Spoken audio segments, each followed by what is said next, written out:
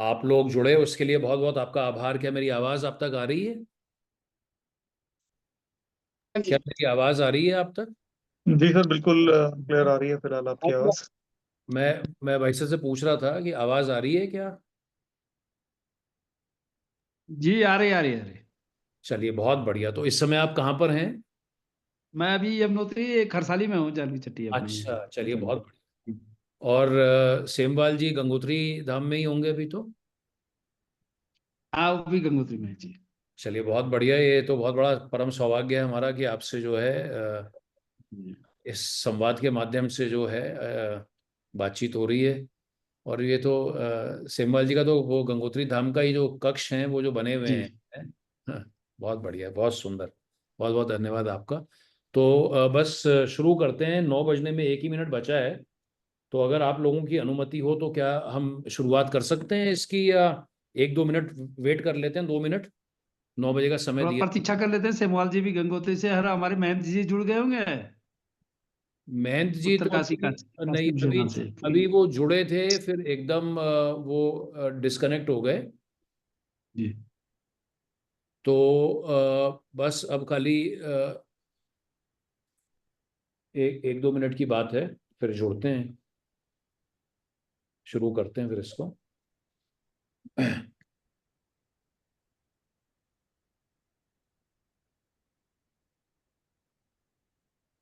प्रवीण पानी डालिए।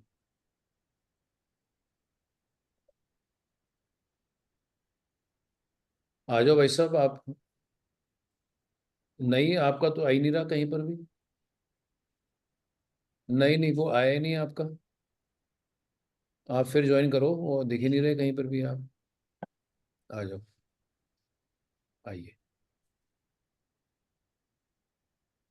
महंत जी भी आए थे अभी। और फिर वो 1 मिनट लगा दे प्रभु।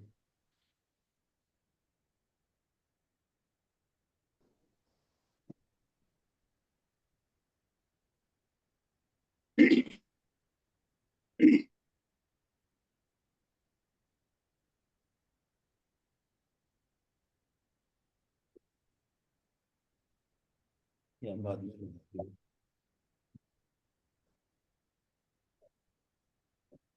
मैं तेरे को दे दूंगा इसको।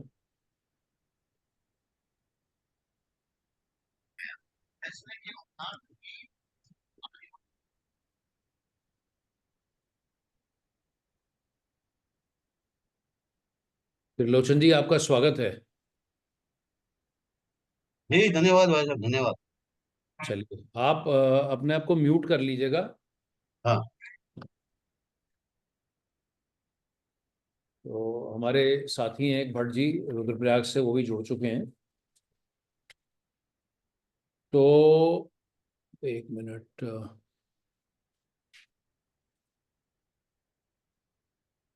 मोंटी जी आपका स्वागत है।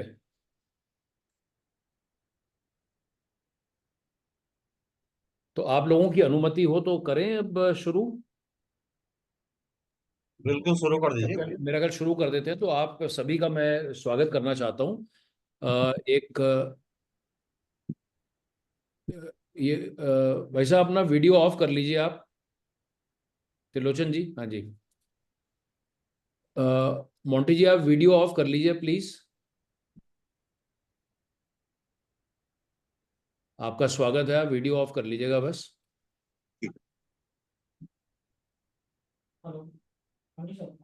तो मैं आप सभी का पुनः स्वागत करता हूं। आप सभी का, जो हमारे सम्मानित पैनलिस्ट हैं, आप सभी का, और जो हमारे साथी जो जुड़े हैं इस बड़े महत्वपूर्ण संवाद में। तो आज का जो विषय है, जैसा हम सभी की जानकारी में है कि चार धाम यात्रा को लेकर जो एक हमारे प्रदेश उत्तराखंड के लिए उसका महत्व हम सभी को मालूम है। देश दुनिया में चार धाम यात्रा का जो, चाहे उसका उसका एक धार्मिक पहलू हो, उसका एक आर्थिक पहलू हो, उसका एक पर्यावरणीय पहलू हो, तमाम इन पहलुओं के आधार पर उत्तराखंड की चारधाम यात्रा देश दुनिया के लिए कितनी महत्वपूर्ण है। तो इस चारधाम यात्रा में जो तमाम हितधारक हैं वो किस तरीके से बेहतर समन्वय स्थापित कर सकते हैं चारधाम यात्रा में संवेदनशीलता की जो आवश्यकता है उसको और संवेदनशील कैसे बना सकते हैं, और जो अंततः गत्वा चूंकि हम सभी का जो ध्येय है वो यही है कि हम सभी लोग एक सामूहिक तौर पर उत्तराखंड की चारधाम यात्रा को एक समाधान की दिशा में लेकर के जाएं। तो इसी अच्छे भाव के साथ में आज हम सभी लोग यहाँ पर एकत्रित हुए हैं, और मेरा ये परम सौभाग्य है कि इस ऑनलाइन संवाद के माध्यम से मैं आप लोगों से रूबरू हो पाया हूँ। और सभी को सर्वप्रथम मैं आपका परिचय देना चाहूँगा, जो विशेष तौर पर हमारे सम्मानित पैनलिस्ट हैं। सर्वप्रथम हमारे साथ में आदरणीय रावल जी, श्री अशोक सेमवाल जी गंगोत्री धाम से जुड़े हैं। आपका बहुत बहुत स्वागत। और जैसा मैंने कहा, ये हमारा सौभाग्य है कि माँ गंगा का आशीर्वाद, माँ यमुना का आशीर्वाद हमें सभी लोगों को आज ऑनलाइन के माध्यम से, आपके माध्यम से हमें मिलेगा। तो पुनः आपका बहुत बहुत स्वागत है। इसी के साथ में मैं अभिनंदन भी करना चाहूँगा। इस ऑनलाइन संवाद में मैं स्वागत करना चाहूँगा आदरणीय रावल पवन प्रकाश उनियाल जी का, और यमुनोत्री धाम से आप हमारे साथ जुड़े हैं। आप दोनों महानुभावों का आपका बहुत बहुत स्वागत है। और हमारे साथ में हमारे युवा साथी हैं श्री अभिषेक आलूवालिया जी। आप विशेष तौर पर जो हमारे अन्य प्रतिभागी, हमारे साथी लोग जो इस संवाद का हिस्सा बन रहे हैं, जो हमें देख रहे हैं, सुन रहे हैं, आपको बताना चाहूँगा कि श्री अभिषेक आलूवालिया जो हैं वो अध्यक्ष हैं tour operators association of Uttarakhand. तो हमारे राज्य में एक टूर ऑपरेटर्स एसोसिएशन है, जैसा मैंने कहा, आप उसके सम्मानित अध्यक्ष हैं। अभिषेक जी, आपका भी स्वागत है। और आप बार में हैं। पीछे से आवाज़ आ रही है, तो अगर मैं सभी से, मेरा निवेदन रहेगा कि पैनलिस्ट के अलावा जो अन्य लोग हैं वो कृपया कर जो है आप अपने माइक को ऑफ ही रखिएगा। आपसे मेरा हाथ जोड़कर निवेदन रहेगा। इसी के साथ में मैं आदरणीय श्री जेपी रेवानी जी का भी मैं स्वागत करना चाहूँगा इस ऑनलाइन पैनल में। आप हमारे साथ में श्री बद्रीनाथ जी से जुड़ रहे हैं, और आप के कई परिचय, चारधाम होटल एसोसिएशन के आप संरक्षक हैं, चारधाम हक हकूकदारी महापंचायत के भी आप प्रवक्ता हैं। ऐसे करके कई जिम्मेदारियां आपके साथ में हैं। और ये भी कहना चाहूँगा कि आदरणीय अशोक सेमवाल जी रावल जो हैं हमारे साथ में, जो गंगोत्री धाम से जुड़े हैं, आप चार धाम संयुक्त संरक्षण समिति के भी अध्यक्ष हैं। इसी तरीके से आदरणीय पवन प्रकाश उनियाल जी भी कई अन्य जिम्मेदारियों का निर्वहन कर रहे हैं। तो आप सभी का मैं पुनः स्वागत करता हूं। इसके अलावा मैं बताना चाहूँगा कि इस ऑनलाइन संवाद में हम 11-12 लोग जुड़ चुके हैं। आदरणीय श्री परमजीत सिंह कक्कड़ जी, जो हमारे वरिष्ठ साथी हैं, देहरादून शहर के कई मुद्दों पर हम लोग मिलकर काम करते हैं। सर, आपका भी स्वागत है। मेरा आपसे निवेदन रहेगा कि कृपया कर सर, अगर आप अपने वीडियो को ऑफ कर दें तो हम खाली पैनलिस्ट्स का जो वीडियो है वो स्क्रीन पर यहाँ पर आएगा। तो बाकी जो हमारे विशेष आगुंतक हैं, आप लोगों को भी हम एक अपने विचार रखने का मौका देंगे।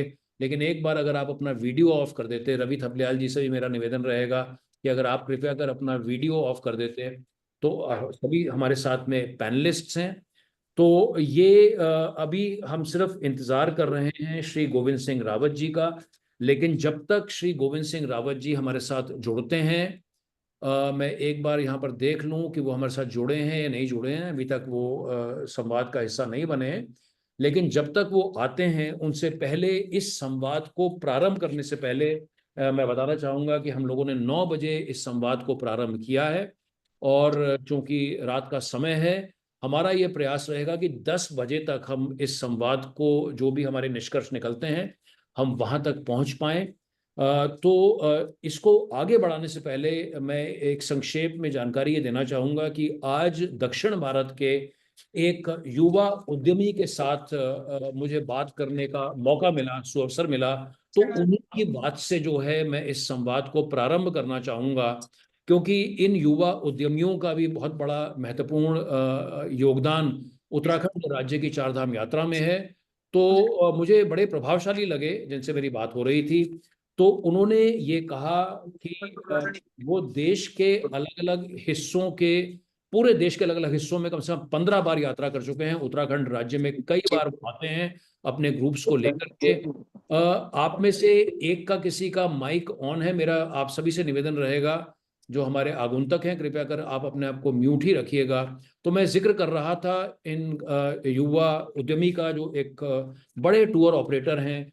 तो उन्होंने कहा कि मैं देश का ऊपर से नीचे, दाएं बाएं, मैं 15 बार इसका भ्रमण कर चुका हूं, लेकिन जितनी अव्यवस्था मुझे उत्तराखंड में देखने को मिली है उतनी मुझे कहीं नहीं मिली। इसके अलावा एक और उन्होंने इस बात को रखा कि उन्हें कम से कम ये प्रतीत होता है कि जब भी वो सरकार की बात सुनते हैं तो उन्हें ये महसूस होता है कि सरकार का जो पूरा ध्येय है वो कोई रिकॉर्ड बनाने पर है, और पंजीकरण के आंकड़ों को सामने रख करके तो यही खबर जो है उत्तराखंड से कम उन्हें आती है। जबकि उनका ये कहना था कि इसके विपरीत जो है पूरा का पूरा जो ध्येय होना चाहिए चारधाम यात्रा को लेकर, वो जो हमारे प्रदेश में और हमारे जो पावन धाम हैं वहां पर किस किस्म से क्राउड मैनेजमेंट हो। तो क्राउड मैनेजमेंट को लेकर उन्होंने कई बार इसका जिक्र किया। उन्होंने कहा कि हमारे दक्षिण भारत में, उन्होंने कहा, जैसा मुझे बता रहे थे कि जैसा आपको पता है कि हमारे यहाँ पे कई सारे मंदिर हैं, वहाँ पे लाखों लोग आते हैं, हजारों की संख्या में लोग आते हैं,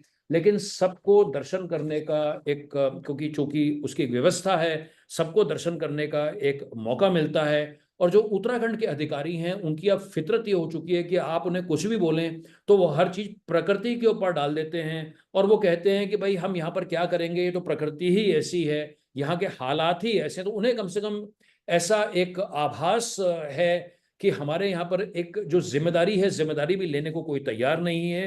तो इसके अलावा उन्होंने कई और सारे उदाहरण केदारनाथ धाम जी के, बद्रीनाथ धाम जी के उन्होंने दिए, धामों की पवित्रता को लेकर के कि इन पवित्र धामों में कितनी आस्था के साथ में यहाँ पर श्रद्धालु आते हैं। उदाहरण के तौर पर कि भाई कई धामों में तो यहाँ पर जूते तक रखने की जो है वो उचित व्यवस्था यहाँ पर नहीं है। क्यू सिस्टम को लेकर, सेवा को लेकर उन्होंने कई बातें बोली। उनका ये भी कहना था कि जब किसी सिस्टम की बात करते हैं, जब हम किसी कार्य प्रणाली की बात करते हैं, प्रोसेस की बात करते हैं, या एसओपी, जो कि उत्तराखंड में पिछले कुछ वर्षों में बड़ा एक प्रचलित शब्द हुआ है, ये जो एक संचालन की प्रक्रिया, ये तमाम चीजें नहीं है, उन्होंने इसका भी जिक्र किया। तो ऐसी कई बातें उन्होंने ये भी कही कि जागरूकता को लेकर, जिस किस्म की जागरूकता होनी चाहिए, जिस किस्म की सुविधाएं होनी चाहिए, जिस किस्म की पार्किंग होनी चाहिए, वो भी जो है नदारद काफी हद तक दिखाई देती है। और विशेष तौर पर पंजीकरण को लेकर, हेलीकॉप्टर की व्यवस्था को लेकर, टूर ऑपरेटर्स को, और इस पर अभिषेक जी ज्यादा बेहतर उस पर विचार डाल पाएंगे, बता पाएंगे। ये जो ओटीपी की व्यवस्था है, क्योंकि अब जब भी हम पंजीकरण करते हैं तो श्रद्धालुओं के पास एक ओटीपी आता है, लेकिन जो टूर ऑपरेटर है जिनको अगर 10 लोगों की बुकिंग करनी है तो उनको ओटीपी नहीं आ रहा है। तो इस किस्म की छोटी बड़ी कई बातों का उन्होंने जिक्र किया। तो उन्हीं की बातों के साथ में, चूंकि वो एक महत्वपूर्ण कड़ी हैं हमारे राज्य की चारधाम यात्रा की, मुझे लगा कि उनकी बात से इस बात पे प्रारंभ किया जाए। तो सर्वप्रथम इस संवाद को आगे बढ़ाते हुए मैं पुनः आदरणीय रेवानी जी का स्वागत करना चाहूँगा। और जैसा आप देख सकते हैं हमारे साथ में अन्य सभी हमारे जो साथी हैं वो सभी जुड़ चुके हैं। तो सर्वप्रथम आदरणीय उनियाल जी भी हमारे साथ हैं यमुनोत्री धाम से, और गंगोत्री धाम से आदरणीय रावल अशोक सेमवाल जी हैं।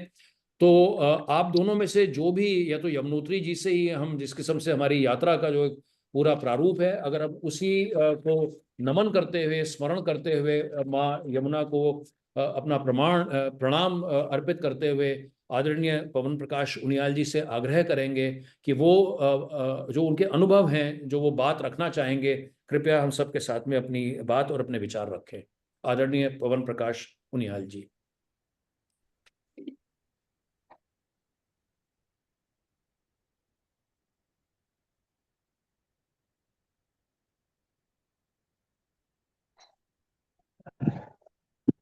पवन प्रकाश उनियाल जी, हाँ जी, आप अपना वीडियो भी ऑन कर सकते हैं। नेट मेरे पास आवाज आ रही है मेरी आप तक? आपकी आवाज आ रही है, उनियाल जी की आवाज आ रही है।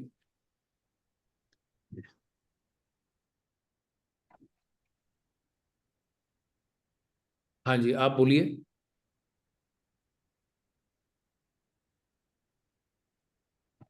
हाँ जी। जय श्री यमुने, जय चारधाम। हाँ जी। सबसे पहले तो आप सभी लोगों का बहुत बहुत होगा, इस प्लेटफॉर्म में हम लोग सब लोग एकत्रित हुए हैं और हमें अपनी बात रखने का सभी लोगों को एक शुभ अवसर प्राप्त हुआ है। इसके लिए हम आपको खास तौर ग्लोटियल जी, आपने सब लोगों को जोड़ने का जो एक ये उचित माध्यम बनाया, तो उसके लिए बहुत बहुत धन्यवाद आपका। और समस्त जो हमारे आलू वाले जी हैं, गंगोत्री से भाई साहब सेमवाल जी, हमारे महंत उत्तरकाशी से पुरी जी, और रईवानी जी बद्रीनाथ धाम से, और केदारनाथ जी से, और समस्त जो भी इस टीम के हिस्सा बने हुए हैं, सब लोगों का बहुत बहुत अभिनंदन, स्वागत।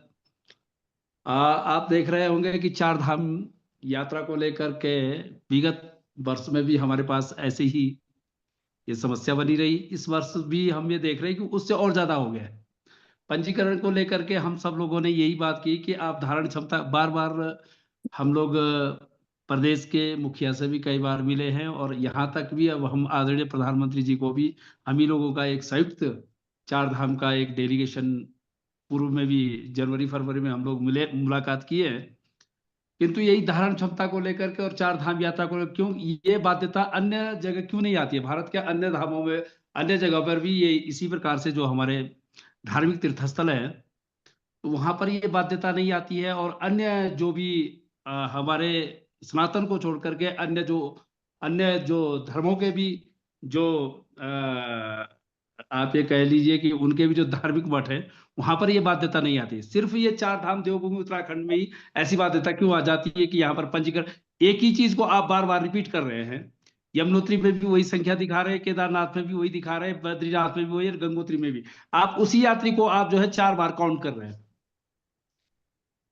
तो वो भी एक बड़ी हमारे लिए एक समस्या का मूल समस्या ये भी बनती जा रही है कि चारों धाम में आप एक ही आदमी को बार बार जोड़ रहे हैं, और उससे आपकी संख्या बल तो आपका इजाफा हो रहा, लेकिन धरातल पर जो हम लोग देख रहे हैं यहाँ पर, आप अभी यमुनोत्री धाम को ले लीजिए, यहाँ पर मुश्किल से 7-8 हजार यात्री बड़ी मुश्किल से आ रहा है, इससे ज्यादा नहीं है यहाँ पर। जबकि हमारे पास भी पिछले साल भी तो जबकि इन्होंने रूट डाइवर्ट भी किया, फिर भी यात्री 10-15 हजार से कम नहीं रहता था, 15,000 20,000 की संख्या रहती थी।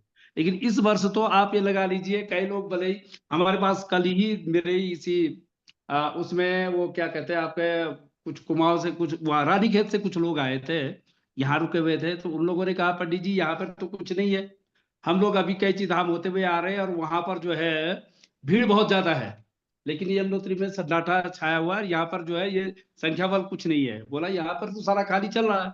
ये कल की बात है, वो यात्रा धाम से ही वो मेरे साथ ऑनलाइन जो है उनकी बुकिंग थी। तो तात्पर्य ये है कि यहाँ पर वो जब उन्होंने देखा, बोला यहाँ पर तो 5-7 हजार, इससे ज्यादा तो हम लोग, बोला 4 घंटे के जान उसमें हम वहां फंसे रहे। तो यहाँ पर ऐसा क्यों धारण क्षमता? लेकिन हमारे तो अनादिकाल से जो ये यात्रा संचालित हुई, जब हनुमान चट्टी सारा चट्टी से यात्रा पैदल चलती थी यमुनोत्री धाम की, तब भी इससे ज्यादा जो है तीर्थ यात्रियों की संख्या बढ़ती थी, और मई जून के समय में हमें फुर्सत नहीं होती, जबकि उस समय रास्ते भी इससे और ज्यादा संकीर्ण थे, पैदल मार्गों की स्थिति भी अच्छी नहीं थी, लेकिन यात्रियों की जो संख्या थी इससे कई गुनी थी। 2013 के बाद भी जब यात्रियों की जो संख्या बढ़ी 15-16 में, वो भी आप लगा लीजिए 20,000 25,000 की। 19 और 20 में 19-20 में तो लॉकडाउन रहा, उसके बाद सितंबर में जब यात्रा खुली थी तो भी 10-15 हजार की भीड़ रहती थी पर डे सितंबर में, क्योंकि लॉकडाउन के कारण। तो 15-16 में भी यात्रा अच्छे रूप से चली। और अभी आप देख रहे हैं 2025 का ये वर्ष, 2025 का साल आ गया, 2023 से 2024 में, 24 से और ज्यादा घट गई ये यात्रा। तो मैं ये कह रहा हूँ कि ऐसा क्यों हो रहा है चार धाम को लेकर का? आप कह रहे हैं कि यात्रा बहुत दिन रात बहुत, आप हमारे उत्तरकाशी को लेकर के देखिए, डेली उसमें आ रहा है, क्या कहते हैं उसका नाम, न्यूज पेपरों में, कि बहुत अच्छी, बहुत बड़ी संख्या में यात्री श्रद्धालु तीर्थ यात्री पहुंच रहे हैं, जबकि उसका दशांश भी इस बार जो है चार धाम यात्रा में यात्री नहीं पहुंचा। आप केदारनाथ का ही देख लीजिए, आप रईवानी जी, हम अपने बद्रीनाथ में, वहां मेरी कल बात विनोद शुक्ला जी से हुई थी, भाई साहब से, तो वो कह रहे थे कि कुछ नहीं है इस बार, इतनी नहीं है जितनी होनी चाहिए थी, जबकि केदारनाथ का भी आंकड़ा बहुत अच्छा होता था, वहां भी वही 10-15 हजार के समथिंग जा रहे हैं यात्रा। और यमुनोत्री में तो आप लगा लो कि 8 और 10 हजार के बीच में बड़ी मुश्किल से यात्री पहुंच रहे हैं अभी आज की डेट में। तो पंजीकरण को लेकर के ये लोग ऑफलाइन में भी यात्रियों को, जो हमारे पास यात्री जो डायरेक्ट सब वो कर रहे हैं, संपर्क कर रहे हैं, वो कह रहे हैं पंडित जी कभी कभी तो हमको जो है वही ऑफलाइन वालों को भी रोक दिया जा रहा है। परसों हमारे पास जो 2 यात्री थे वो हरिद्वार में भी रुके रहे। हमने आलू वाले जी से हमने उनसे भी पूछा क्या ऐसा है, तो एक दिन हमारी बात उनसे भी हुई थी, प्रतीक कर्णवाल जी से भी, उनको भी मैंने पूछा था क्या ऐसा है कि यात्री यहाँ से फोन कर रहा है, वो कह रहा है, बोला यहाँ तो ऐसे। मैंने कहा आप भी थोड़ा संज्ञान लीजिए। तो ऐसा नहीं है, यात्री बहुत कम आ रहा है इस समय, और ये कहाँ जा रहा है, जबकि ये दिखा रहे हैं कि पर डे जो है यात्री 15,000 20,000 की संख्या, लेकिन यमुनोत्री में तो 7-8 हजार की बमुश्किल यात्रियों की संख्या प्रतिदिन की, ये समझ लीजिए आप। तो नहीं चलिए, आप बहुत इससे अंदाजा लगा सकते हैं कि 4 धाम यात्रा की स्थिति इस समय, इन्होंने तो 4 धाम यात्रा के होटल व्यवसाय को, सारे व्यवसाय को चौपट कर दिया है। नहीं जैसा आप आगे अ, हाँ जी प्लीज। जी, नहीं आप कुछ कह रहे थे। होटल सब खाली चल रहे हैं सब जगह। आप यमुनोत्री का जो अंतिम पड़ाव है वो खरसाली है, जानकी चट्टी, यहाँ पे तो हेली वाले यात्री वही रुक रहे हैं, लेकिन बाई रोड वाले बहुत कम आ रहे हैं। जी, आ रही है आवाज?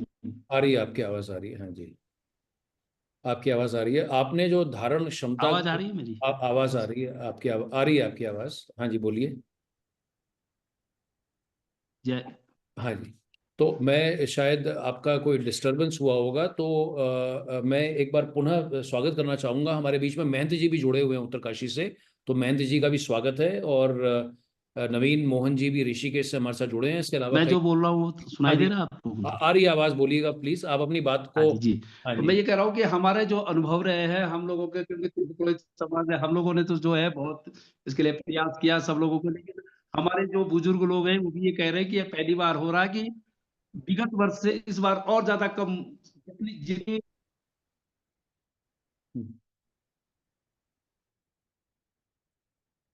और आपका डिस्टरबेंस कहीं पर हुआ तो धारण क्षमता निश्चित तौर पर उत्तराखंड राज्य के लिए हमारी भौगोलिक परिस्थितियों को देखते हुए एक महत्वपूर्ण बिंदु है।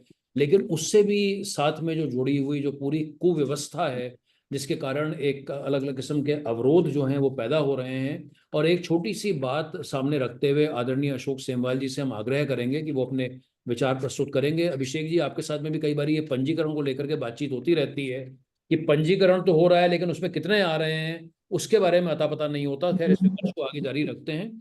तो आदरणीय श्री अशोक सेमवाल जी रावल हैं, आप गंगोत्री धाम से, आपसे निवेदन रहेगा कि कृपया आप भी अपने विचार हम सभी के समक्ष प्रस्तुत करेंगे।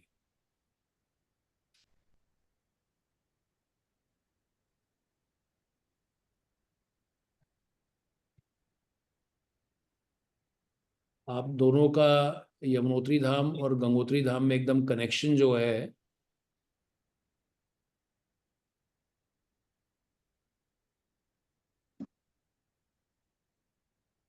जब तक आप लौटते हैं तो हमारे साथ में रेवानी जी बद्रीनाथ धाम से जुड़े हैं। रेवानी जी, आपका स्वागत है इस संवाद का हिस्सा बनने के लिए।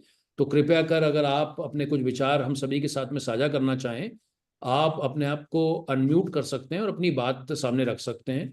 हम आपका वीडियो देख पा रहे हैं लेकिन अपनी बात सामने कर रहे हैं।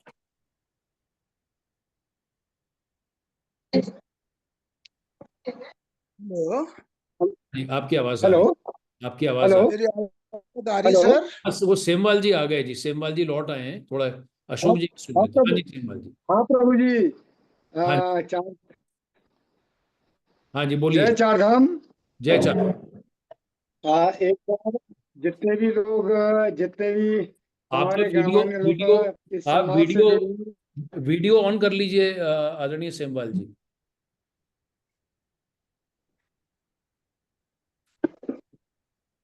वीडियो ऑन कर लीजिएगा। हाँ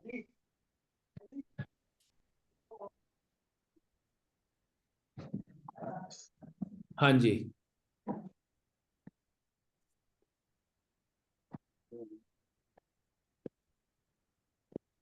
हाँ जी।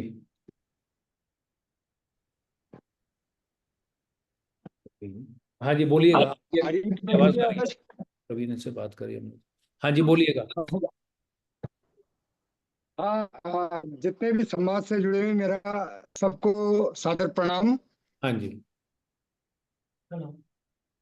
और चार धाम यात्रा से संबंध में सबसे पहले हमको थोड़ा सा जो चार धाम की पृष्ठभूमि है, थोड़ा सा हमको उसके इतिहास में जाना पड़ेगा हाँ जी। कि हमारे हिंदू सनातन धर्म में जो हमारी ये उत्तराखंड की जो चार धाम यात्रा है, वो यात्रा यमुनोत्री से शुरू की है। यमुनोत्री के बाद गंगोत्री में आती है यात्रा, और फिर गंगोत्री से केदारनाथ, केदारनाथ से श्री बद्रीनाथ जाती है।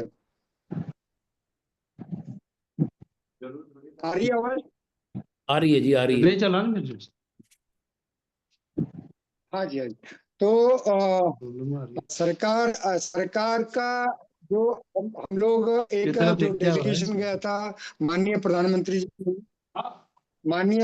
जी को मिलने, और माननीय गृह मंत्री जी को मिलने गए थे हम लोग। तो हमने उनसे यही कहा कि जो चार धाम यात्रा है, ये यमुनोत्री, गंगोत्री, केदारनाथ और बद्रीनाथ, लेकिन किसी ये जानकारी नहीं है, जो हमारे नुमाइंदे हैं, चाहे वो भारत सरकार हो, चाहे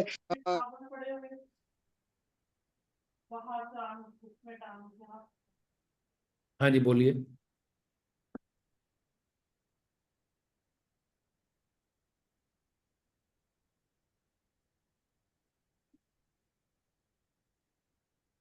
हेलो हाँ जी। हेलो। हाँ जी, बोलिए, आप हाँ बोलिए। आप आ रही है आपकी आवाज। हाँ, हमने उनसे यही आग्रह किया कि जो हमारी चार धाम यात्रा है, इसको सनातन धर्म के अनुसार चलने दो। जैसे पूर्व में चलती थी यात्रा, वैसे ही चलने दीजिए। लेकिन ये इन लोगों ने जो है चार धाम यात्रा को, हाँ, शिकायत तो नहीं करनी चाहिए। पिछले बार जब हम लोगों ने हल्ला किया, हमने कहा भाई यात्रा को बद्रीनाथ और केदारनाथ का डेवलप हो चुका है, वहां तो रोड चौड़ी है। हम 40 साल से यमुनोत्री और गंगोत्री 40 साल से अभी तक 2 मीटर चौड़ी भी नहीं किया रोड को।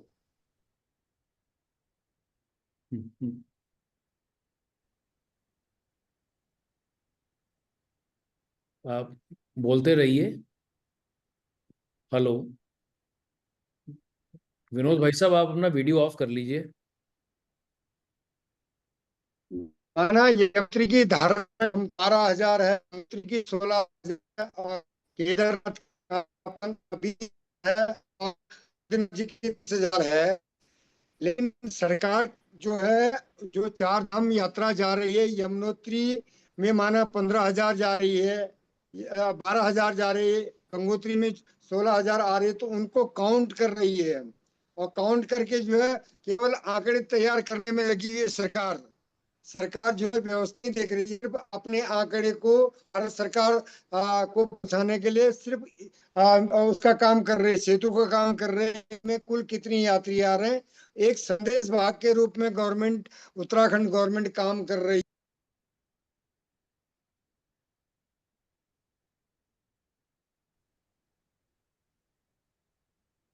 क्या हो रहा है जी? हाँ जी। वाईफाई भी है। आपका आपका सिमल जी, बोलिएगा। हाँ हाँ जी, उनियाल जी कुछ कह रहे हैं। हाँ जी, आवाज है। आ रही है आवाज? आ रही है? हाँ जी, आ रही है, आवाज आ रही है, बोलिएगा। हाँ जी। हाँ, तो हमारा कहने का मतलब ये है कि गवर्नमेंट जो है उसको चौगुना 4 बार गुणा कर रहे हो, केवल संदेश भाग का काम कर रही है उत्तराखंड गवर्नमेंट। हमारा ये निवेदन है कि यमुनोत्री और गंगोत्री कम से कम 4-4 फीट, 40 साल में 4 फीट तो चौड़ा करो रोड को। जब हमारा रोड चौड़ी नहीं होगी तो यात्री कैसे जाम लगेगा। और फिर ये सरकार जो है जगह जगह पे बैरिकेड लगा रही है। बैरिकेड से जो है जाम की स्थिति बन रही है। लीजिए, उससे उससे जो है दिक्कत हो रही है यात्रियों को। नहीं नहीं नहीं, ओके ओके। व्हाट्सएप में नहीं कर पाऊंगा मैं, जो है ना, मेरे को तो आईडी बता दो क्या है, मीटिंग आईडी। हाँ जी, आप इस वाले में जिससे मैं बात कर हाँ रहा हूँ। जी, सेमवाल जी आपको अपनी, अच्छा सेमवाल जी तो डिस्कनेक्ट हो रहे हैं बार बार। तो ये इंटरनेट की चुनौतियां हैं। हाँ जी बोलिएगा। नेटवर्क प्रॉब्लम हो रही है। हाँ जी, हाँ, नेटवर्क प्रॉब्लम तो है। हम हमारा कहने का मतलब ये है कि हाँ जी, हाँ जी, गंगोत्री और यमुनोत्री का सबसे पहले हमारा ये सुझाव है इस संवाद के माध्यम से कि रोड चौड़ीकरण हो।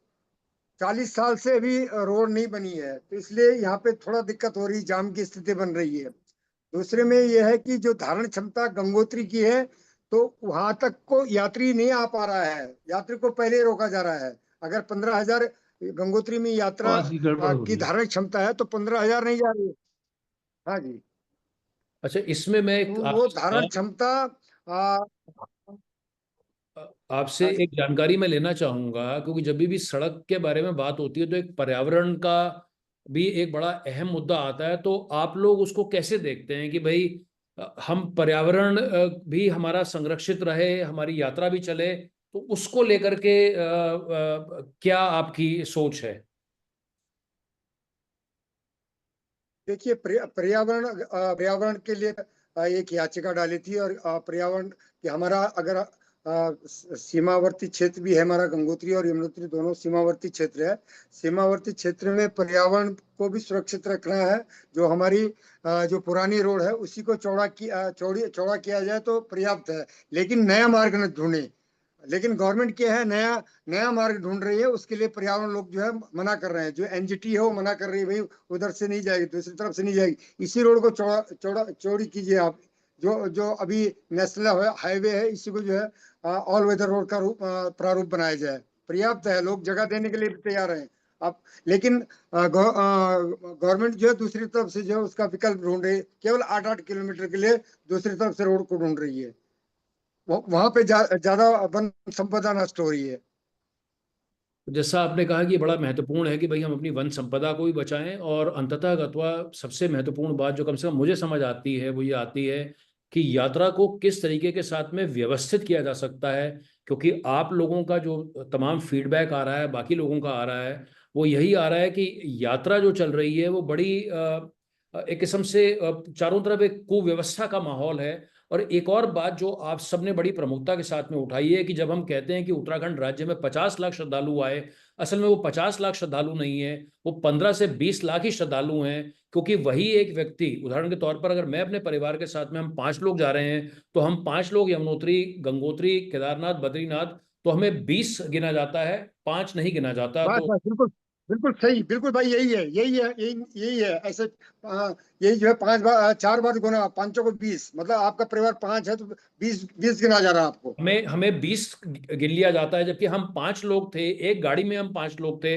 लेकिन चूंकि हम चारों धामों में गए, या अगर हम हेमकुंड साहिब भी चले गए, तो हमें 25 गिन लिया जाता है, जबकि हम हैं 5 ही लोग हैं। तो ये जो केवल 5 लोग। एक ये बड़ी महत्वपूर्ण बात उत्तराखंड राज्य की चार धाम यात्रा को लेकर, जहां पर इतने ढोल नगाड़े पीटे जाते हैं कि 50 लाख आ गए, 55 लाख आ गए, लेकिन वास्तविकता एक ये भी है। अच्छा, आपने अपना दूसरा दूसरा दूसरा प्रभु जी, जो हमारी लोकल लोकल स्थानीय लोग हैं ना, हम्म। उन स्थानीय लोगों को भी काउंट किया जाता है। जो जो लोकल टैक्सी आ रही है, माना 5 किलोमीटर में जा रही है, तो बैरिकेड लगा करके उनको भी रोका जा रहा, उनकी भी एंट्री हो रही है। उनको भी जो है यात्रा के साथ जोड़ा जा रहा है, जबकि वो स्थानीय लोग हैं, अपने घरों में जा रहे हैं, अपने गाँव में जा रहे हैं। उनको आप भी जो है संख्या बल में उनको भी ले रहे हैं। आपने एक बड़ी अच्छी बात बोली, और मैं इससे पूछना चाहूँगा कि जहाँ चारधाम यात्रा हमारी आर्थिकी के लिए बड़ी महत्वपूर्ण है, लेकिन जो हमारे जो स्थानीय लोग हैं, उनको भी विशेष तौर पर, मैं अगर एक उदाहरण के तौर पर पौड़ी जिले का मैं जिक्र करूं, क्योंकि कोई वहाँ पर बस की कोई व्यवस्था नहीं होती, कोई और नहीं होती, तो इसको लेकर के आपका क्या सुझाव रहेगा कि जो चारधाम यात्रा है वो हमारे स्थानीय लोगों के लिए उनकी जिंदगी में कम से कम असर ना पड़े, उसको लेकर के अगर आपका कोई सुझाव हो?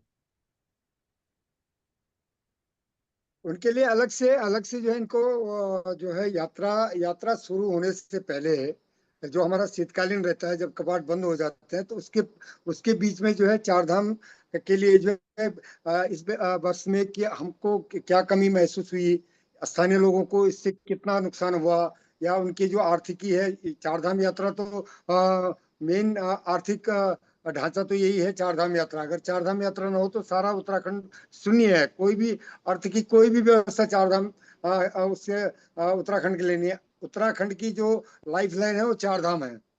तो स्थानीय लोगों के लिए भी जो है सोचा जाए, उसके लिए मूल्यांकन हो। शीतकालीन में जब कपाट बंद होते हैं तो सरकार को इनके लिए भी कुछ सोचना चाहिए कि इनकी सुविधा के लिए हमें क्या जो कमियां हुई उसके लिए हम क्या सुधार करना चाहिए।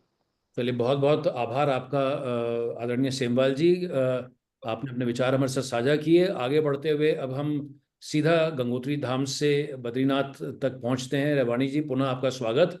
तो इस विमर्श को आप आगे कैसे बढ़ाना चाहेंगे हमारे साथ में, और हमारे साथ में जो अन्य साथी जुड़े हुए हैं उनके साथ में क्या जानकारी आप श्री बद्रीनाथ धाम जी से हम लोगों के साथ साझा करना चाहेंगे? सर, सर्वप्रथम तो मैं आप सभी लोगों का हार्दिक अभिनंदन और स्वागत करता हूं। मेरी आवाज आप तक आ रही है? आ रही है जी, आ रही है। मेरे मित्र हैं सेवा जी बहुत लंबे समय से, हम्म। पवन जी भी हैं, आपसे मेरा पहली बार परिचय हो रहा है।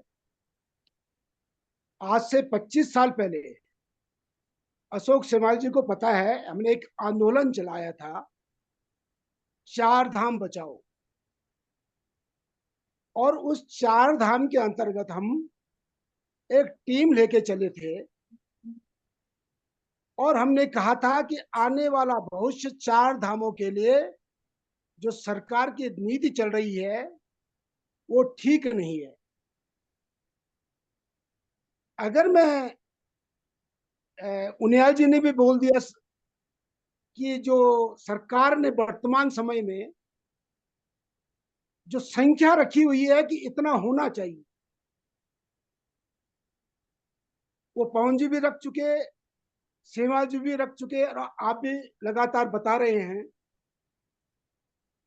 तो मेरा निवेदन तो पहला ये है, अगर मैं राजनीतिक पहलू के दृष्टिकोण से इसको देखूं, सर मेरी आवाज आ रही है ना आप तक? आ रही है, आ रही है, हाँ जी। अगर मैं राजनीतिक दृष्टिकोण से इसे देखूं तो मैं साफ कहूंगा कि धामी सरकार इन 4 धामों को विकसित करना ही नहीं चाहती है।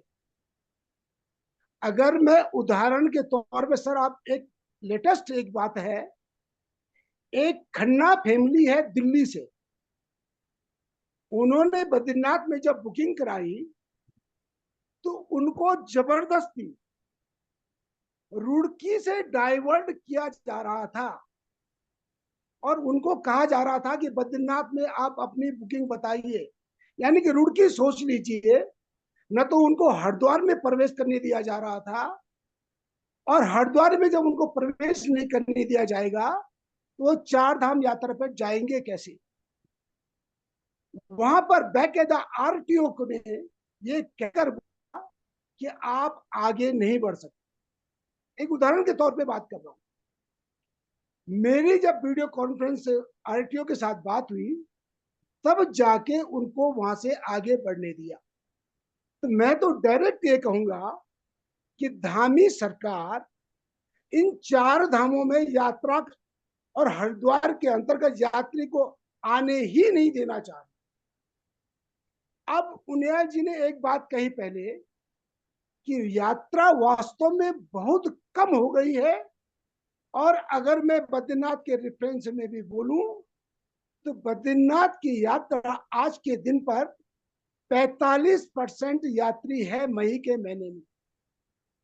मई के महीने में बद्रीनाथ में कम से कम 25,000 यात्री क्रॉस करता था, जो कि आज 12,000 13,000 के से ऊपर कभी भी नहीं बढ़ पा रहा है।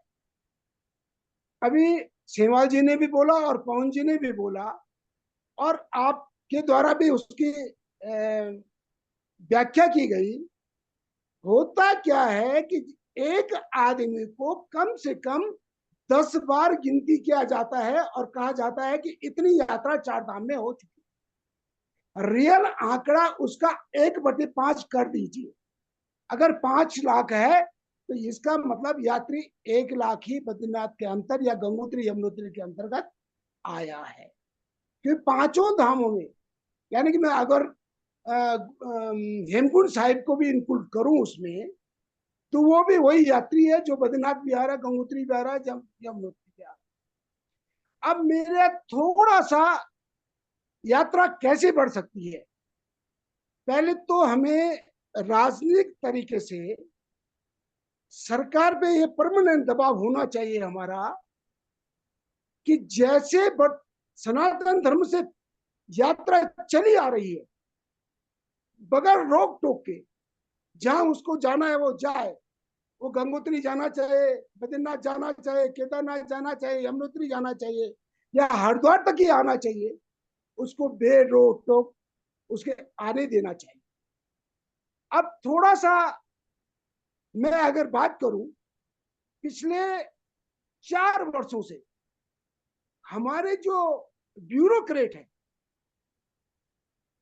या तो उनको ये निर्देशित किया गया है कि आप इन चारों धामों में यात्रा डाइवर्ट कर दीजिए या इनकी धारण क्षमता निश्चित कर दीजिए।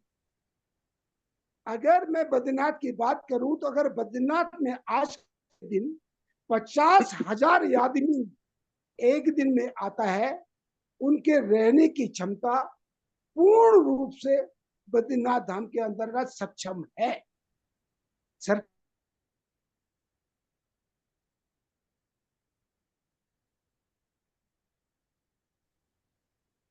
अब मैं थोड़ा सा यात्रा कैसे बढ़े, एक तो राजनीतिक दृष्टिकोण से, एक ब्यूरोक्रेट की दृष्टिकोण से इसको ठीक होना चाहिए। और काम कैसे हो,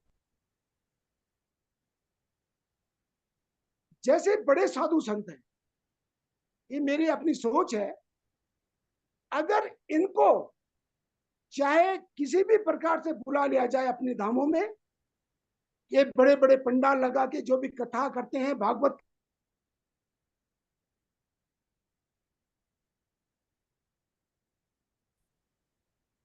दूसरा बद्रीनाथ धाम के अंतर्गत मई और जून में हमारे सतपाल महाराज की कृपा से उन्होंने भागवत पर रोक लगा रखी है। मई जून के महीने ये बहुत भीड़ होती है, इसलिए बद्रीनाथ धाम के अंतर्गत कथा भागवत नहीं होनी चाहिए। अगर धामों के अंतर्गत भागवत कथा नहीं होंगी तो कहां होंगी, इसलिए ज्यादा से ज्यादा फोकस कथा भागवत पर भी होना चाहिए। ये बात मैं पहले ही कह चुका हूं कि यात्री बेरोक टोक जहां जाना चाहे उनको जाने देना चाहिए, उनको कहीं भी डाइवर्ट नहीं करना चाहिए। एक बात बद्रीनाथ के अंतर्गत और आती है कि मई और जून के महीने में भंडारों पर रोक लगा दी गई है कि भाई भंडारे नहीं होंगे, बिजनेस को नुकसान हो रहा है। अरे धार्मिक स्थानों पर भंडारे नहीं होंगे तो कहां होंगे, इसलिए इसको भी हटा देना चाहिए। एक बात और कहना चाहता हूं, 4 धाम प्लस हरिद्वार को मादक मानते हुए साल भर में कम से कम एक बड़ी गोष्ठी, चाहे वो किसी भी जगह हो, एक साल हरिद्वार में हो जाए, एक साल गंगोत्री हो जाए, यमुनोत्री में हो जाए, केदार में हो जाए, बद्रीनाथ में हो जाए, हर साल एक ऐसा सम्मेलन इन लोगों का होना चाहिए ताकि ये अपनी कमियों को देख सके और अपनी कमियों को सुधार सके। एक चीज और आती है बद्रीनाथ के अंतर्गत, दर्शन व्यवस्था।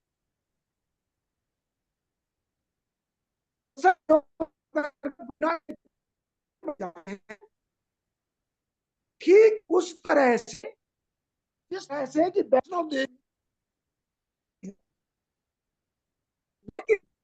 वैष्णो देवी का जो कूपन होता है टाइम के हिसाब से किया जाता है और दर्शन कराए जाते हैं, लेकिन बद्रीनाथ में सिर्फ और सिर्फ किसी संस्था को फायदे पहुंचाने के लिए दिए जाते हैं और नेसेसरी है ऊपर लीजिए, उनका कोई टाइडुल नहीं, उनका कोई समय नहीं, लिख टूट देते हैं।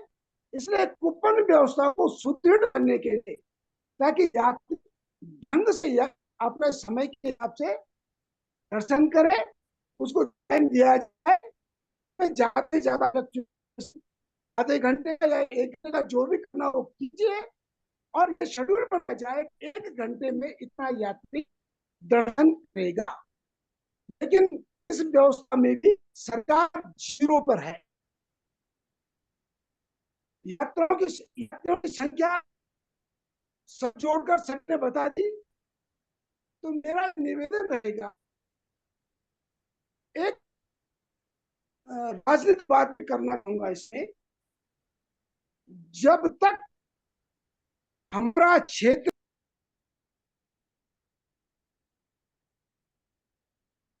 जगमोहन सर प्लीज, आपसे पहली बात तो आपका वेलकम है सर। तो एक रिक्वेस्ट थी, थोड़ा अगर वीडियो ऑफ कर देते, वो रेवानी जी का वीडियो। ओके ओके, सॉरी नहीं सॉरी सॉरी, नहीं, thank you sir, thank you. Sorry मुझे आप रहिएगा सर, प्लीज आप रहिएगा, आपने भी अपनी अच्छा बात। नहीं नहीं, मैं देख रहा हूँ, मुझे एक्चुअल में इतना ज्यादा नहीं नहीं, कोई ऐसा नहीं। हाँ जी रेवानी कोई जी, नहीं, आप हैं सॉरी। रेवानी जी, आप अपनी बात को उसका एक मिश्रण करके अगर फिर हम अभिषेक जी तक आते हैं, मेरा ख्याल। यही कहना चाहूंगा। हाँ जी, आपका कनेक्शन डाउन हो गया, तो बहुत बहुत आभार आपका। आपने कई बातें जो है हमारे समक्ष प्रस्तुत करी, और विशेष तौर पर जो आपने भागवत और भंडारों के बारे में बोली। हमारे साथ में जितने सभी सम्मानित सुधीजन जुड़े हुए हैं, आपको मैं बताना चाहूँगा कि इस जूम की शुरुआत से पहले अभिषेक आलूवालिया जी, जो कि अध्यक्ष हैं Uttarakhand tour travel operators association के, आप हरिद्वार शहर में रहते हैं, वहाँ से पूरा कार्यभार संभालते हैं कई वर्षों से। आपकी और हमारी बातचीत हो रही थी, और हम दोनों का यही मानना था कि अभी तो आप सभी लोग व्यस्त हैं, लेकिन एक बड़ी बेहतरीन पहल होगी कि अगर हम सब लोग, जब आप आदरणीय सेमवाल जी भी सुन रहे हैं, कि अगर हम लोग हर वर्ष एक बड़ा सम्मेलन करें, चाहे उसको हम हरिद्वार में करें, ऋषिकेश में करें, क्योंकि इस तरीके के साथ में हम एक दिवसीय अगर कोई करते हैं, तो निश्चित तौर पर हमारी जो चारधाम यात्रा और उसके तमाम पहलू जो हैं वो और व्यवस्थित हो पाएंगे। तो इन्हीं शब्दों के साथ में रेवानी जी का तो कनेक्शन चला गया है, अभिषेक भाई 10 भी बजने वाले हैं, 9:45 का समय है। रेवानी जी बहुत बहुत धन्यवाद, आपने इतनी बेबाकी के साथ में अपनी बात रखी।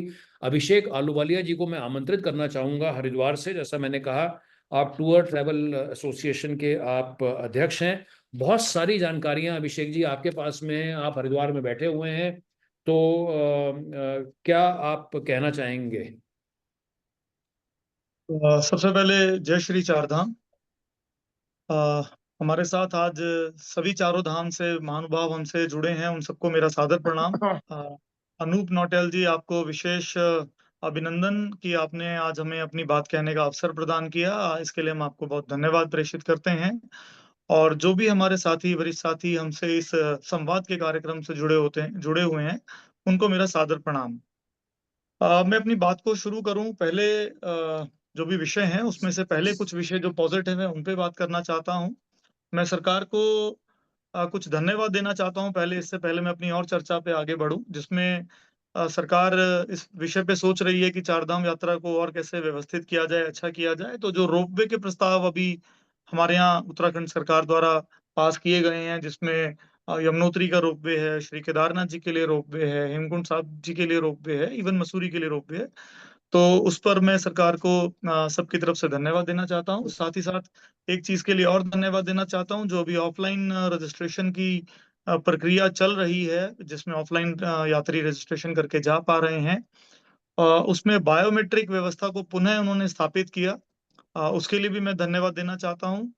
अब इन विषयों के साथ साथ इसलिए धन्यवाद देना जरूरी है बायोमेट्रिक प्रक्रिया के विषय पर, क्योंकि इससे पहले जो रजिस्ट्रेशन की प्रक्रिया चल रही है, जो अपने आप में एक बहुत ही डिफिकल्ट सब्जेक्ट है, उसमें ओटीपी की व्यवस्था थी, तो उसको हटाकर अभी बायोमेट्रिक लिया जा रहा है, तो उससे यात्री को थोड़ा तकलीफ कम हो रही होगी। इसके लिए मैं धन्यवाद देना चाहता हूँ। चारधाम के विषय पे अपनी बात को आगे बढ़ाते हुए मैं ये कहना चाहता हूँ कि देखिए, चारधाम तो आदिकाल से चल रहा है, आदिकाल से यात्रा चल रही है। हम जानते भी नहीं कब से यात्रा ठीक से कब से चल रही है।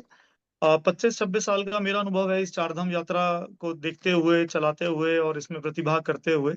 परंतु पिछले कुछ वर्षों से इसमें जो जटिलता, एक मैं शब्द यहाँ प्रयोग कर रहा हूँ, उस पूरी यात्रा को व्यवस्थित और सुचारू चलाने में एक जटिलता आ गई है, ना कि सुगमता आ गई है। एक तीर्थ यात्री को अगर चारधाम पर आना है तो पहले उसको रजिस्ट्रेशन करना है। जटिलता मैं इसलिए कह रहा हूँ कि रजिस्ट्रेशन करने से ही वो यात्रा पे नहीं जा सकता है। उसको अब गाड़ी के लिए ट्रिप कार्ड चाहिए, जिस गाड़ी में उसको बैठ के अपनी यात्रा पे जाना है। कभी-कभी ये ट्रिप कार्ड की साइट हैंग कर जाती है, कभी इसमें चल नहीं पाती है।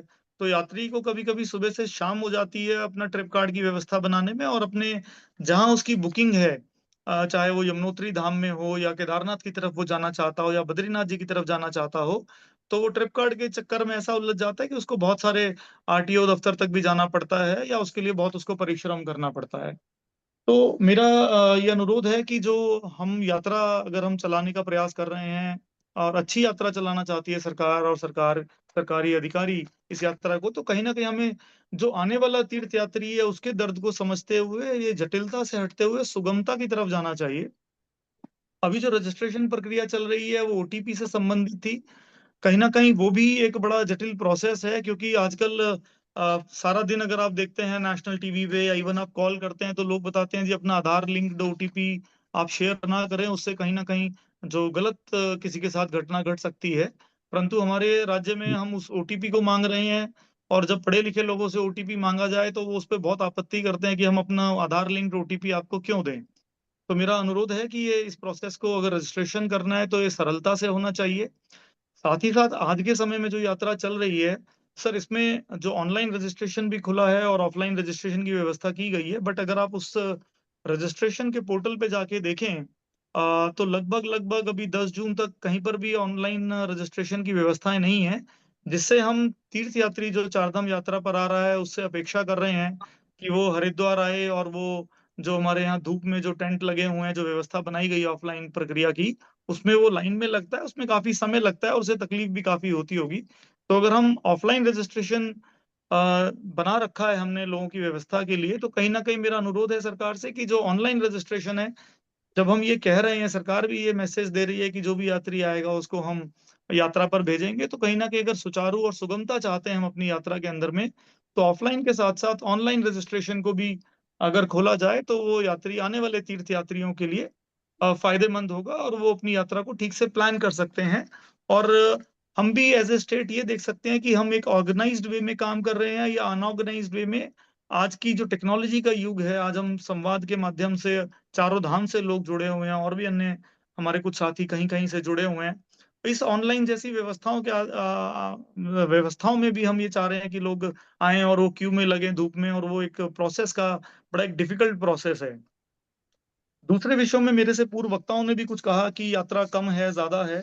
इस पर मैं कुछ थोड़े से जो आंकड़े हैं, इस पे विचार आपका ध्यान दिलाना चाहूँगा पूरे इस पैनल का, कि लगभग 2022 में जो हमारा सरकारी आंकड़ा है, वो ये कहता है कि लगभग चा 47 लाख लोगों ने चारधाम यात्रा की। 2023 में ये जो संख्या है, 55-56 लाख तक हमारा जो सरकारी आंकड़ा है टूरिज़्म का, वो इसको क्लेम करते हैं 55 से 56 लाख। लेकिन 2024 जब आया, तो ये आंकड़ा समहाउ गिर के लगभग 44 से 45 लाख के बीच में आ गया।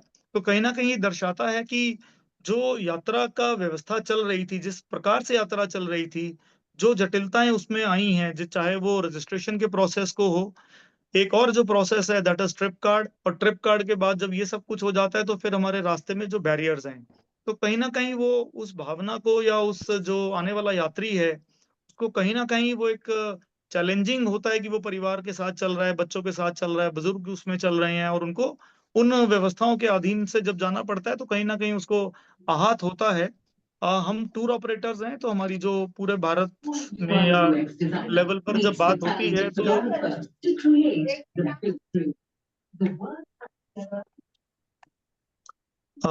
आप मुझे सुन पा रहे हैं सर?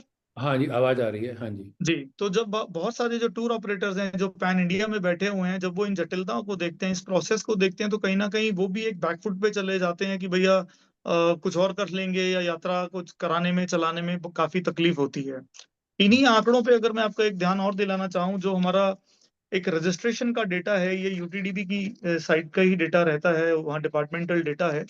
इसके अधीन अगर आप देखते हैं, तो यमुनोत्री में जो अभी तक रजिस्ट्रेशन हुए हैं, वो 5,79,000, लगभग 5,80,000 करीब ये रजिस्ट्रेशन यमुनोत्री में दिखा रहे हैं। और जो ये ऋषिकेश का एक डेटा रहता है, जो एक्चुअल यात्री को बताता है कि कितने यात्री ट्रैवल कर रहे हैं, इसमें अगर आप देखें तो यमुनोत्री की फिगर है लगभग 2,93,000 रुपए, 2,93,000। जबकि रजिस्ट्रेशन की संख्या है 5,80,000। तो कहीं ना कहीं हमें ये भी सोचना होगा कि हम इस यात्रा को कैसे संचालित करना चाहते हैं, किन आंकड़ों पे काम करना चाहते हैं, जो नंबर्स हम कैरिंग कैपेसिटी की बात करते हैं, किस नंबर्स पे हम काम करना चाहते हैं। जैसे कि इस साल जितनी भी हमारी मीटिंग्स हुई यात्रा शुरू होने से पहले, उसमें सेमवाल साहब भी रहे, रेवानी साहब भी हैं, और भी उनियाल साहब भी रहे, और भी बहुत सब साथी लोग रहे। तो ये बताया गया जी 60-40 का रेशो है, लेकिन वो 60-40 क्या है, मैं नहीं समझता हूँ कि इस पैनल में जितने लोग बैठे हैं उसमें से कोई भी उस संख्या को बता पाए जी वो 60 और 40 क्या था और वो क्या है। तो एक वो बड़ा एक प्रश्न है कि हम कितने लोगों पर काम कर रहे हैं, कितने लोगों पर बात कर रहे हैं, वो आज तक कभी किसी को क्लियर नहीं होता है। और जैसे कि आपने भी अभी बताया कि आपके परिवार से 5 लोग जाएं, अगर वो 4 जगह जा रहे हैं तो शायद वो आंकड़ों में 20 हो जाएं, और हेमकुंड साहब के दर्शन के लिए जा रहे हैं तो शायद वो 25 हो जाएं। तो कहीं ना कहीं हमें इसको जिम्मेदारी से इस बात को समझना चाहिए कि हम वो डेटा देने में सक्षम हो कि चार धाम में इतने नंबर्स के लोग गए। जो यमुनोत्री है हमारा, वो बेसिक नंबर है जो यमुनोत्री जा रहा है, और जो चार धाम जा रहा है तो वो बेसिक नंबर है। वो दर्शाता है, जैसे कि अभी फिलहाल जो आंकड़ा है मेरे पास, ये 28 मई तक का है, ये कहता है कि यमुनोत्री में लगभग अभी 2,93,000 लोग गए हैं। तो ये बेस डेटा है जो बताता है कि चार धाम में लगभग इसके आसपास के कुछ लोग गए होंगे। वेयर जो टोटल आंकड़ा जो है चारों धाम की अगर हम जोड़ के बात करें, वो दिखाता है, ये 28 तारीख का डेटा ये दिखाता है 16,42,000। तो कहीं ना कहीं वो 293 मल्टी प्लस प्लस प्लस होके ये 16,42,000 दिखाता है। तो हमें इस बात की जिम्मेदारी से इस बात को समझना चाहिए कि हम ये बता पाए जब कहीं अपने आंकड़े बता रहे हैं कि एग्जैक्टली कितने लोग चार धाम पे गए, और केदार बद्री अलग अलग भी कितने लोग गए, तो वो हमें डेटा है सरकार के पास। तो अगर उस तरह से आए तो कहीं ना कहीं प्लानिंग में भी वो हेल्प करेगा, और जो यात्रा की प्लानिंग का पार्ट है और उसकी जो इंफ्रास्ट्रक्चर की डेवलपमेंट पे विषय पे जो बात है उसको भी कहीं ना कहीं वो सपोर्ट करेगा। इसी बात के साथ साथ सर अब हमें ये भी समझना होगा, जो मैं 25 26 27 साल के अनुभव से बात कर रहा हूँ, कि पहले और अब में क्या है सर, रोड्स बड़ी हो गई हैं आपकी, चौड़ी हो गई हैं कुछ जगहों पर रोड्स। यमुनोत्री गंगोत्री अभी थोड़ा उसमें पिछड़ा हुआ है। होटल्स बहुत सारे बन गए हैं, रहने की व्यवस्थाएं बहुत सारी बन गई हैं। रेवानी जी हैं हमारे साथ, बद्रीनाथ जी से बहुत सीनियर व्यक्ति हैं, वो जानते होंगे कि 25 साल पहले कितनी व्यवस्था थी और आज वहां रहने की कितनी व्यवस्था है। तो हमें जब ये नंबर्स पे बात कर रहे हैं तो कहीं ना कहीं इस चीज का भी आकलन करना आवश्यक होगा कि हम ये सोच पाए कि लगभग कितने लोगों का रजिस्टर व्यवस्था के अनुरूप वहां पर काम किया जाए।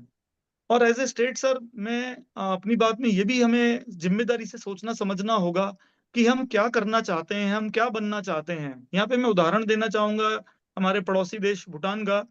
उन्होंने डिसाइड किया कि वो नेचर से बहुत छेड़छाड़ नहीं करेंगे, और उस चीज को वो मेंटेन कर रहे हैं। आज भी फैक्ट्रीज नहीं है आज भी वहां पर, लेकिन टूरिज्म के लिए वो बहुत सेलेक्टिव हैं। और हमारे यहाँ हम एक तरफ नंबर्स की बात करते हैं कि हम बढ़ रहे हैं, इतने रिकॉर्ड टूट रहे हैं, हर साल रिकॉर्ड टूट रहा है, और दूसरी ओर कहीं ना कहीं धारण क्षमता का भी प्रश्न आता है। तो ये दोनों आपस में कहीं ना कहीं अ, एक दूसरे के विरोध में खड़े हो जाते हैं कि हमें ये बनना है या हमें ये बनना है। मेरा इस संवाद कार्यक्रम से एक ये भी अनुरोध है और सुझाव है कि जो भी हम एसओपीज कुछ सालों से सुन रहे हैं एसओपीज के बारे में, हम जनवरी फरवरी जब आता है तब से अगर हम अपने आप को डिसाइड कर लें कि हमें इस लेवल पर एग्जीक्यूट करना है, इन चीजों पर काम करना है, ना कि ऐसा हो कि चलते चलते जब समय नजदीक आ गया या बीच में आ गए तो हम डिसाइड करते हैं ठीक है अब ये नहीं है, अब ये कर लेते हैं, अब ये चल रहा है अब इसको ऐसा कर लेते हैं। तो कहीं ना कहीं वो भी एक कैओस की मतलब हम लोग कतार में खड़े हो जाते हैं, जिससे जो आने वाला तीर्थ यात्री है उस पर भी इस चीज का प्रभाव पड़ता है। हम टूर ऑपरेटर्स हैं सर, तो जो बाहर से आने वाला यात्री है जब वो रजिस्ट्रेशन ऑफलाइन की बात करता है तो वो चाहता है कि वो सिक्योर हो, उसकी यात्रा कोई गारंटी ले उसके लिए। जी जी अनूप सर। नहीं, मैं आपसे बस निवेदन करूंगा समय की बाध्यता को देखते हुए, मैं क्योंकि बात को बिल्कुल विराम आप लास्ट इतनी शानदार बातें, मतलब नेचुरली वही बहुत ही क्या बोले, बहुत रेलेवेंट जानकारी है, लेकिन थोड़ा सा समय का रखते हुए, प्लस हमारे साथ में कई लोग भी जुड़े हैं, वो शायद वो भी बात रखना चाहेंगे। मैं बस इसमें एक लास्ट लाइन पे ये कहना चाहूंगा कि हमें एज ए स्टेट ये एक डिसाइसिव होना चाहिए कि हम एक कैओस्टिक स्टेट का लेबल ना लें, कि जहां पर चलते फिरते भी आज ये हो जाए वो हो जाए, बैरियर आ जाए। तो उससे बचते हुए एक जिम्मेदारी से हमें अपनी प्लानिंग पे काम करना चाहिए। और टूर ऑपरेटर्स की तरफ से मैं कहना चाहता हूँ, या पूरे स्टेक होल्डर्स की तरफ से कहना चाहता हूँ जो टूरिज्म से जुड़े हुए हैं, कि सरकार को सहयोग देते आए हैं, आज भी दे रहे हैं, और मैं सबकी तरफ से ये कह सकता हूँ कि आगे भी हम लोग सरकार से कंधा मिला के पूरा सहयोग करने के लिए तैयार हैं।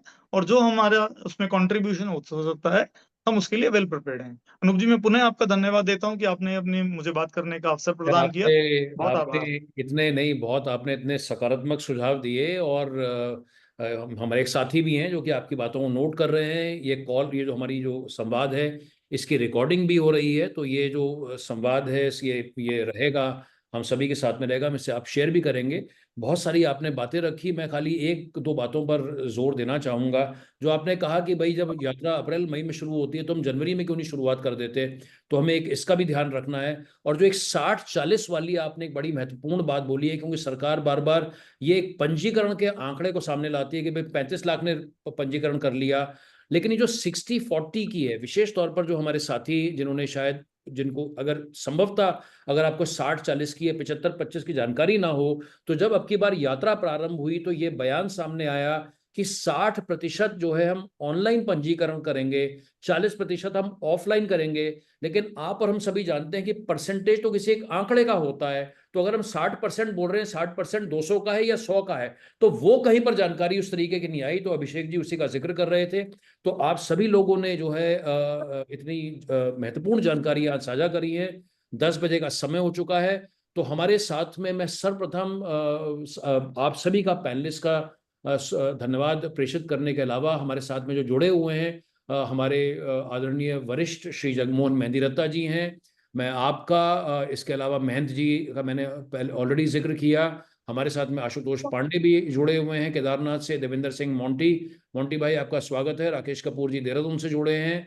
हर्षवर्धन सिंह जी हैं। पंकज जोशी जी, आप WWF एक बड़ी महत्वपूर्ण world wide fund for nature, आप वहाँ से जुड़े हुए हैं। परमजीत सिंह कक्कड़ सर, आप एक सीनियर सिटीजन हैं देहरादून में और कई यहाँ के सोशल इश्यूज में सक्रिय रहते हैं। सर आपका भी स्वागत है। मेरे युवा साथी प्रवीण, इसके अलावा रवि थपलियाल जी और नवीन मोहन जी शुभ यात्रा से हैं।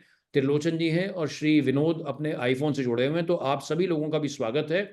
जो हमारे साथी कुछ बात अगर संक्षेप में 1 या 2 मिनट में अपनी बात रखना चाहें, तो आपसे मेरा निवेदन रहेगा, क्योंकि सभी पैनलिस्ट अपनी बात रख चुके हैं, तो अगर 1 या 2 मिनट में अगर आपका कोई विचार हो। और ये तो आज पहला संवाद हुआ है, चारधाम यात्रा का हमारे ऊपर आशीर्वाद बना रहेगा, तो इस किस्म के संवादों की श्रृंखला भी आगे जारी रहेगी। तो संक्षेप में अगर आप 1 या 2 मिनट में अगर अपना कोई मुख्य विचार प्रस्तुत करना चाहें। केदारनाथ से कोई बात नहीं आई अभी। केदारनाथ से त्रिलोचन जी, गोविंद सिंह रावत जी ने जुड़ना था, वो अध्यक्ष हैं मजदूर संघ के, तो वो संभवतः इस संवाद का हिस्सा नहीं बन पाए। तो और वो भी बड़ा बेहतरीन वहां पर काम कर रहे हैं, पिछले कई वर्षों से हैं। तो उनसे फोन पर निरंतर वार्ता हो रही थी, लेकिन संभवतः कोई तकनीकी कारण रहा होगा।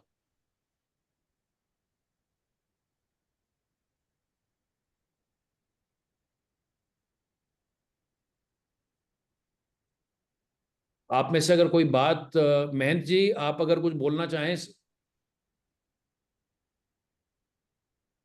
हमारे साथ में उत्तरकाशी से महंत जी भी जुड़े हुए हैं। महंत जी अगर आप कोई बात, कोई अपना विचार साझा करना चाहें। राकेश कपूर सर, आप कुछ कहना चाहते थे संक्षेप में? जी जी हाँ जी सर। जी, देखिए, हाँ जी, बोलिए सर, सुन रहे हैं सर हम आपको। सर्वप्रथम नौटियाल जी का बहुत बहुत धन्यवाद इस इनिशिएट को लेने के लिए, और मैं सबको प्रणाम करता हूं जो भी हमारे सब साथी इसमें जुड़े हुए हैं। और सर्वप्रथम इसमें जिस तरह की आपने एक शुरुआत की है, और एक बयान आपका मैं पढ़ रहा था कुछ दिन पहले, तो उस बयान में आपका जो इसमें जो दूरगामी आपका जो एक वो था, एक इसमें कह सकते प्रेडिक्शन की भाई सरकार को सोचना पड़ेगा, इसमें धारण क्षमता की बात थी। और जिस तरह से बहुत कमी आई थी यात्रा में, तो कहीं ना कहीं से कोविड के बाद जो लोगों ने वापस रिवर्स पलायन जो किया था, रिवर्स माइग्रेट जो हुए थे लोग, तो उनके लिए थोड़ा सा एक प्रश्न चल रहा, क्योंकि वो सब कुछ अच्छी नौकरी और अच्छी जगह छोड़ करके अपने वापस घरों की तरफ आए थे। तो इस तरह से कई चीजें थी इसमें। और अभी मुझसे पूर्व सभी वक्ताओं ने जो सभी अपने अपने क्षेत्र के माहिर हैं और सभी मेरे सम्मानित हैं, सभी मेरे अग्रज हैं, और सभी सम्मानित हैं। और हमारी जो चार धाम संयुक्त संघर्ष समिति है उसके माध्यम से सभी लोग जुड़े हुए हैं। और यह एक ऐसा संगठन है जिसमें कि हमने सभी हितधारकों को जोड़ा है, चाहे उसमें घोड़े खच्चर वाले हों और पंडा पुरोहित हो या होटलियर्स हो या अन्य जो भी टूर ऑपरेटर्स हैं, जैसे अभिषेक जी हैं, अशोक जी हैं और डॉक्टर रेवानी जी हैं। और इस तरह से रावत जी नहीं जुड़ पाए केदारनाथ से, और लेकिन पवन उनियाल जी आ गए थे इधर से। तो अभी बातें आगे चलती रहेंगी और मुझे लगता है कि हमको इस संवाद को आगे भी कायम रखना चाहिए ताकि कुछ न कुछ सॉल्यूशन निकले, और सॉल्यूशन के बाद ही हम कुछ आगे बढ़ सकते हैं। और ये मीटिंग और ये बातचीत तो से ही आज हम यहाँ तक पहुँचे हैं। और हम लोग आपस में जुड़े नहीं होते या बातचीत नहीं हुई होती तो जुलाई में हम लोगों ने इसका एक शुरुआत की थी देहरादून में। वहीं पर हम सब लोग पहली बार बैठे थे, तो उससे पहले कभी नहीं सुना था कि कमिश्नर कभी बैठते हैं इसमें और मुख्यमंत्री कभी बैठते हैं चार धाम मीटिंग में, कभी बुलाते हैं। तो आज तक हमने कभी नहीं सुना था। तो ये साल मतलब 2024 और 25 हम सब लोगों के लिए एक अच्छा एक संदेश लेके आया है जिसमें हम सभी लोग आपस में जुड़े, और कमिश्नर से लेकर के, मुख्यमंत्री से लेकर के, प्रधानमंत्री से लेकर के और गृह मंत्री तक हम लोग मिले हैं। तो संवाद चलना चाहिए, संवाद बिल्कुल होना चाहिए और निरंतरता होनी चाहिए। मैं सबका बहुत-बहुत धन्यवाद करता हूँ और आपको भी विशेष धन्यवाद देता हूँ अनूप जी। आपने आज दिन भर काफ़ी लोगों से बात की, बैंगलोर में बात की आपने, बम्बई बात की आपने और अन्य सभी लोगों से बात की आपने जो यहाँ पर टूर लेके आते हैं और जो यहाँ पर इसको हितधारक हैं, जो इसमें कार्य करते हैं, जिनका ये रोज़गार है इसमें और जिनकी आजीविका इसमें है। बहुत-बहुत धन्यवाद, प्रणाम। नहीं, बहुत बहुत जय श्री चारधाम। धन्यवाद। जय श्री चारधाम। और आपने जैसा कहा कि जब इस संवाद की शुरुआत हुई तो जो बेंगलोर में मेरी बात हुई थी एक युवा उद्यमी से, उन्हीं की बातों से जो है हमने आज इस संवाद को प्रारंभ किया था।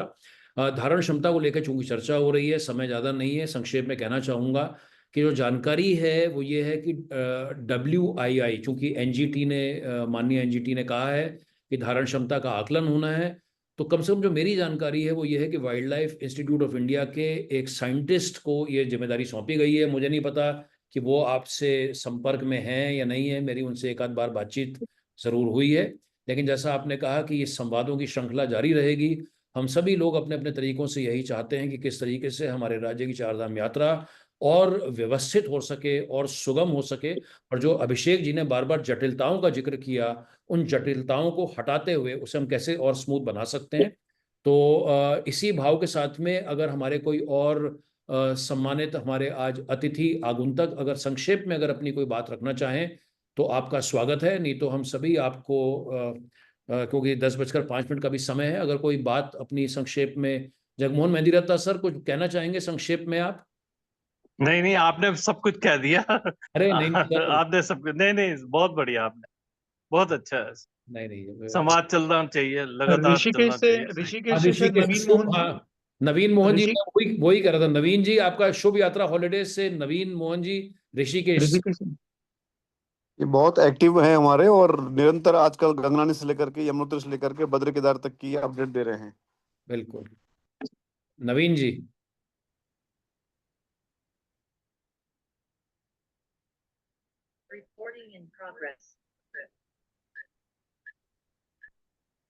नवीन जी, नवीन जी भी नहीं है तो और डॉक्टर कपूर, तो मुझे लगता है कि समय आ गया है कि पुनः आप सभी को सादर प्रणाम करते हुए और बहुत बहुत आभार, बहुत बहुत धन्यवाद। और महंत जी को भी मैं विशेष आभार देना चाहूँगा कि आज से कुछ रोज़ पहले हमारी बात हुई थी। और आप सभी को जो है सादर नमस्कार, सादर प्रणाम। जैसा मैंने कहा, हम सभी की यही चेष्टा, उम्मीद रहेगी कि संवादों की श्रृंखला जारी रहेगी। एक बार पुनः आप सब लोग जुड़े। जाने से पहले बताना चाहूंगा कि आज की इस संवाद का हम एक संक्षिप्त विवरण बनाएंगे और उसे आप सभी लोगों के साथ में इसको साझा करेंगे। तो आप लोग जुड़े और ये जो रिपोर्ट है इसको आपके साथ में हम जरूर साझा करेंगे। तो इसी के साथ में अगर आपकी अनुमति हो तो हम इस संवाद को यहीं पर समाप्त करते हैं। बहुत बहुत धन्यवाद। नमस्कार सर। बहुत बहुत धन्यवाद। बहुत बहुत धन्यवाद। नमस्कार। नमस्कार। Thank you. बहुत बहुत धन्यवाद। आखिर लैंड आखिर लैंड